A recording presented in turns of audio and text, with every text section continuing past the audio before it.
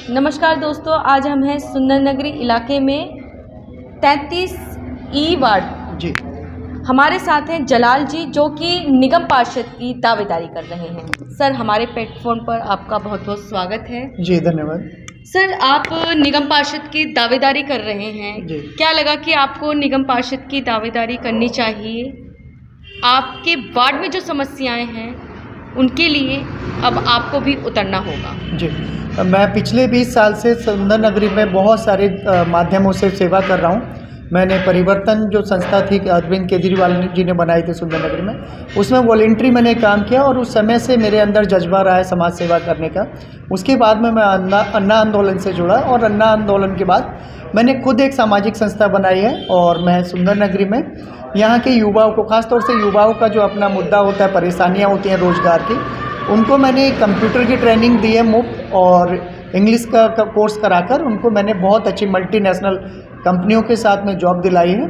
तो जब सुंदर नगरी के अधिकांश युवाओं को मैंने इस तरह के बेहतरीन कोर्स कराए और उनको जॉब दिलाई है, तो मुझे लगा कि और मैं बड़े लेवल पे ये सारे काम कर सकता हूँ। तो अगर मैं चुनाव लड़ूँ तो इससे फ़ायदा हमारे और ज़्यादा युवाओं को होगा, क्योंकि सामाजिक संस्थाओं के अपने जो संसाधन होते हैं बहुत लिमिटेड होते हैं। तो सरकार का एक अंग बन के मैं सुंदर नगरी की ज़्यादा अच्छे तरीके से सेवा कर पाऊँगा।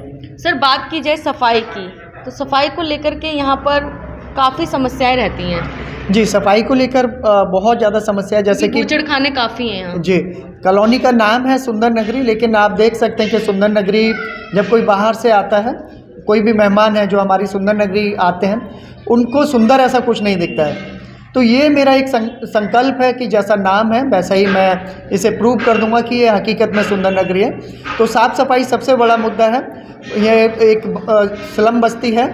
स्लम बस्ती मतलब पुनर्वास कॉलोनी है और इसमें जे स्लम भी बहुत ज़्यादा है, झुग्गी झोपड़ी भी बहुत ज़्यादा है। वहाँ की सफाई व्यवस्था और बहुत ज़्यादा ख़राब है। तो मैं क्योंकि यहीं जन्मा हूँ, मेरे ये जन्मस्थली है और जी ब्लॉक की जो झुग्गी हैं उन्हीं में मैंने जन्म लिया है और मैं वहीं पला बड़ा हूँ, तो उन सभी समस्याओं को मैं बहुत अच्छे से समझता हूँ और मैंने बहुत सहन किया इन समस्याओं को।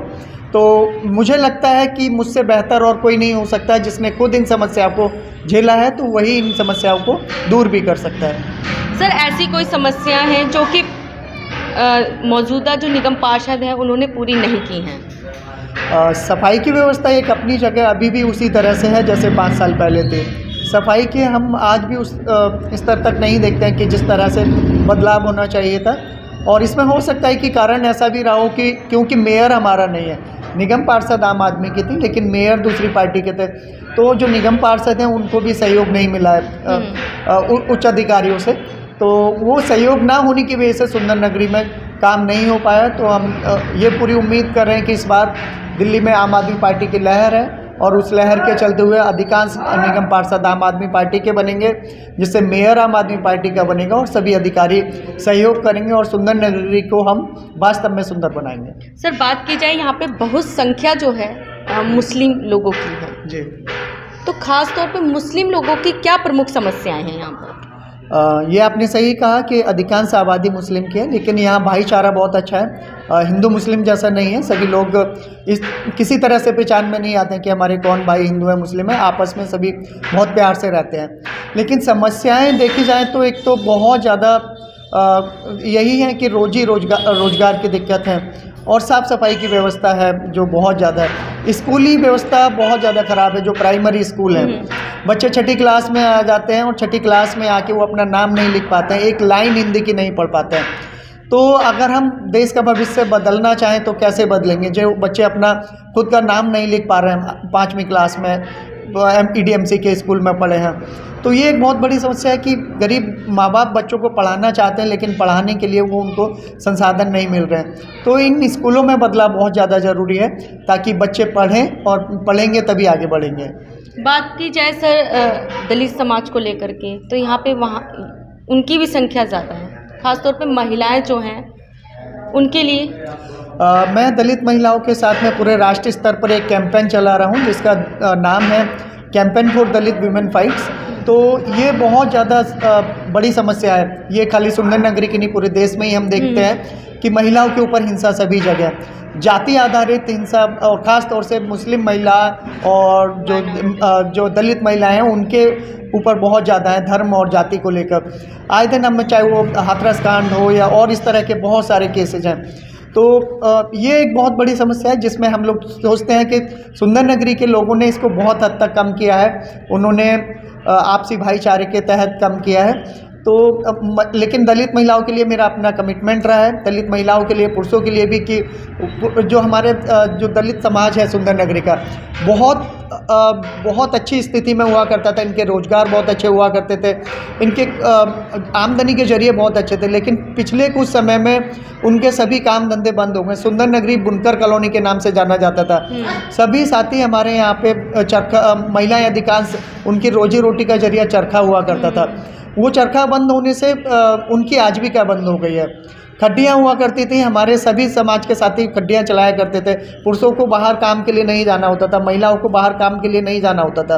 वो सभी रोजगार उनसे छिने। तो ये मेरी कोशिश है कि मैं आप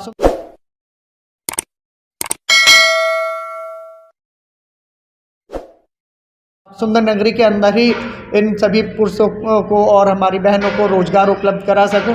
जो दम तोड़ रहा है हमारा चरखा उद्योग, या जिसमें हम चादर बनाते थे, दरियाँ बनाते थे, चरखे के जरिए सभी महिलाएं रोजगार से जुड़ी हुई थी और खड्डी के जरिए सभी पुरुष जुड़े हुए थे। तो मैं उसको एक बार फिर से पुनः जीवित करना चाहूँगा ताकि महिलाओं को अपने सम्मान के साथ में अपनी बस्ती में एक बहुत अच्छा काम मिले, उनको बाहर नहीं जाना पड़े अपने बच्चों को छोड़कर। सर, बात की जाए युवाओं की, युवा जो है काफ़ी हाई एजुकेशन लेकर के भी उन्हें नौकरी नहीं मिल रही है। चाहे हम बात करें एमसीडी के स्कूलों की हो गई हो, चाहे हम बात करें एमसीडी के हॉस्पिटल्स की, काफ़ी जो कर्मचारी हैं उनको तनख्वाह नहीं मिल रही है। जी, ये आपने बिल्कुल सही कहा। एमसीडी की जो हालात है वो किसी से नहीं छुपे हैं और इसकी मुख्य वजह रही है कि एमसीडी में जो भ्रष्टाचार है, भ्रष्टाचार के चलते आज ये हालत है कि नेताओं के तो घर बन रहे हैं लेकिन अफसर और जो कर्मचारी हैं उनको 6-6 महीने तनख्वाह नहीं मिल रही है। तो एमसीडी को जिस तरह से लूटा गया है, तो बहुत ज़्यादा ज़रूरी है कि एमसीडी में बदलाव हो ताकि ये भ्रष्टाचार बंद हो, और भ्रष्टाचार बंद होगा तभी एमसीडी के स्कूल बेहतर होंगे, एमसीडी के अस्पताल बेहतर होंगे, एमसीडी के कर्मचारियों को समय पर तनख्वाह मिलेगी। तो ये एमसीडी में बदलाव बहुत ज़्यादा ज़रूरी है। सर, हम बात करें जैसे कि कोई व्यक्ति अपना मकान बनवाता है, पूरी अपनी ज़िंदगी नौकरी करके उसको जो पेंशन्स मिलती है उससे वो अपना मकान बनवाता है, उस पर भी जो है पुलिस आती है और काफ़ी सुनने में आता है कि वहाँ पर भी पैसों की डिमांड्स की जाती है। इसमें बहुत क्लियर है क्योंकि मैंने कानून की पढ़ाई की है और मैं सम्मान करता हूं हमारे पूर्व कमिश्नर साहब का, जिन्होंने बहुत स्पष्ट शब्दों में कहा था कि पुलिस की इसमें कोई भूमिका नहीं है, पुलिस को कोई पैसा ना दे। लेकिन ये सुंदर नगरी में इतनी शिक्षित लोग नहीं हैं और गरीब लोग हैं, वो इन सभी कानूनों को इतने अच्छे से नहीं जानते हैं, जिसका ये जो हमारे दिल्ली पुलिस के जो सिपाही हैं फ़ायदा उठाते हैं और लोगों को डरा धमका के, चाहे वो कोई झुग्गी का अगर छप्पर भी डाल रहा होता है, एक चटाई भी डाल रहा होता है, तो उनसे वो पैसा ले लेते हैं। तो मेरा ये पूरा काम रहेगा कि मैं उन लोगों को अवेयर करूं कि इस तरह के किसी भी अपनी गाड़ी मेहनत का पैसा जो उन्होंने पसीना बहा के जो कमाया है, एक पैसा भी गलत आदमी को गलत काम के लिए ना दिया जाए। सर, लास्ट में क्या कहना चाहेंगे सुंदर नगरी की जनता से? मैं सुंदर नगरी के सभी साथियों से यही कहना चाहूँगा कि आप सभी मुझे जैसे नाम से जानते हैं और मेरे काम से भी जानते हैं, और आप जानते हैं मैं 20 साल लगातार काम किया है और पिछले 2 साल खास तौर से मेरे लिए बहुत ज़्यादा खास थे। जब कोरोना काल था तो मैंने सभी तरह से सभी संसाधनों से सुंदर नगरी के लोगों के लिए कोरोना काल में कोशिश की है कि उनको घर तक राशन पहुँचे, और जब गैस सिलेंडर की ज़रूरत थी तो मैंने कंसंट्रेटर उपलब्ध कराए हैं, चाहे कि अस्पतालों तक में मैंने कंसंट्रेटर उपलब्ध कराए हैं। जैसे हमारे पास में राजीव गांधी अस्पताल है, वहाँ मैंने 50 कंसंट्रेटर उपलब्ध कराए थे, और होम्स में जहाँ जहाँ ज़रूरत हुई मैंने वहाँ उपलब्ध कराए हैं। तो आपने मुझे परखा है, आपने मुझे जाना है कि मैं समाज सेवा में इतना लगातार रहा हूँ, तो एक मौका मैं ज़रूर चाहता हूँ कि आप मुझे मौका दें कि मैं राजनीति के माध्यम से आपकी सेवा कर सकूँ। जी, एक मेरा आपसे सवाल कि पार्टी हाईकमान आम आदमी पार्टी जो है वो आपको टिकट क्यों दे, यानी कि जिम्मेदारी क्यों दे, ऐसा आप में क्या है? सब क्योंकि जो सुंदर नगरी की आबादी है और जितने दावेदार हैं उनमें मुझे लगता है कि एक तो मैंने समाज सेवा की है जो सभी दावेदारों से अलग है, और पिछला जो मेरा अपना काम है उसे पार्टी को देखना चाहिए। मेरी शिक्षा देखनी चाहिए कि मैंने जो सुंदर नगरी के झुग्गियों में जन्म लिया और उसके बावजूद मैंने कितना संघर्ष करके जो मैंने शिक्षा हासिल की है, उस शिक्षा का मैं सुंदर नगरी के लोगों को भी फ़ायदा पहुंचाऊंगा और पार्टी को भी उससे फ़ायदा मिलेगा कि सुंदर पार्टी ने एक शिक्षित उम्मीदवार को टिकट दिया है। बहुत बहुत धन्यवाद आपका जलाल जी। तो ये थे हमारे साथ जलाल जी जो कि 33 ई वार्ड सुंदर नगर पार्षद की दावेदारी कर रहे हैं। तो हम आपसे लगातार कह रहे हैं राजनीति में जो है शिक्षित लोगों को आना चाहिए और युवाओं को आना चाहिए। तो इसी के साथ जय हिंद, जय भारत।